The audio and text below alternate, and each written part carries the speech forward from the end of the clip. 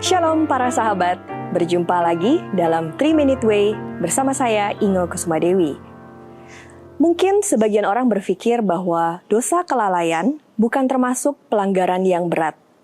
Apalagi bila dibandingkan dengan dosa-dosa pikiran, perkataan, dan perbuatan. Mengapa? Karena orang beranggapan bahwa pada dosa kelalaian, kita bahkan tidak melakukan perbuatan apa-apa. Para sahabat, justru karena manusia menganggap dosa kelalaian sebagai pelanggaran ringan, setan senang sekali menggunakannya untuk menjatuhkan kita. Umat beriman mungkin tidak begitu mudah jatuh bila digoda iblis untuk berbuat jahat, seperti korupsi, berdusta, selingkuh, apalagi membunuh. Namun lebih mudah terpengaruh bila digoda untuk menunda jam doa atau mengganti waktu membaca kitab suci dengan menonton acara TV, atau menolak menemani anak kita karena merasa capek setelah bekerja seharian. Kita bisa mengambil hikmat dari kisah terkenal dalam kitab suci Perjanjian Lama, yaitu tentang Daud dan Batsheba. Bila Daud tidak melalaikan tugasnya sebagai raja untuk pergi memimpin pasukannya berperang, dia tidak akan jatuh dalam dosa perzinahan. Orang yang melakukan dosa kelalaian adalah orang yang dengan sadar memilih untuk tidak melakukan yang baik atau dengan kata lain, mengingkari tanggung jawabnya dalam menaati perintah Allah. Dalam surat Yakobus bab 4 ayat 17 dengan jelas dinyatakan, jadi jika seorang tahu bagaimana ia harus berbuat baik, tetapi ia tidak melakukannya, ia berdosa. Tentu para sahabat pernah membaca perumpamaan tentang orang Samaria yang baik hati, bukan?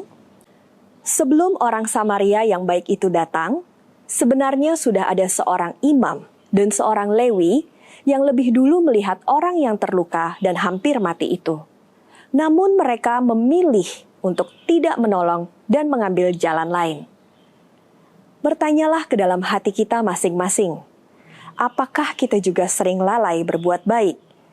Lalai membantu orang yang kesusahan, kurang peduli, dan acuh tak acuh terhadap kebutuhan orang lain di sekitar kita?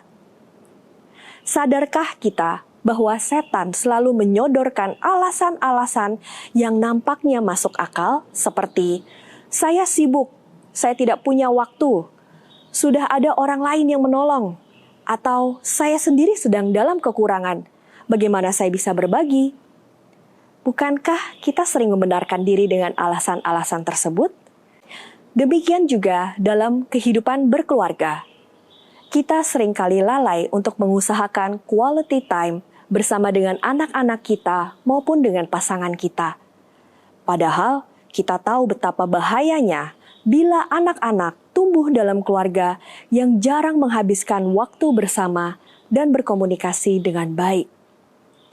Para sahabat, jangan percaya tipu daya si jahat yang mengatakan bahwa kelalaian adalah hal yang wajar dan sangat manusiawi, sehingga bukan merupakan dosa berat. Marilah dalam menyambut Paskah ini, kita kikis habis segala dosa dan cacat celah kita, agar kita layak dibangkitkan bersama Kristus.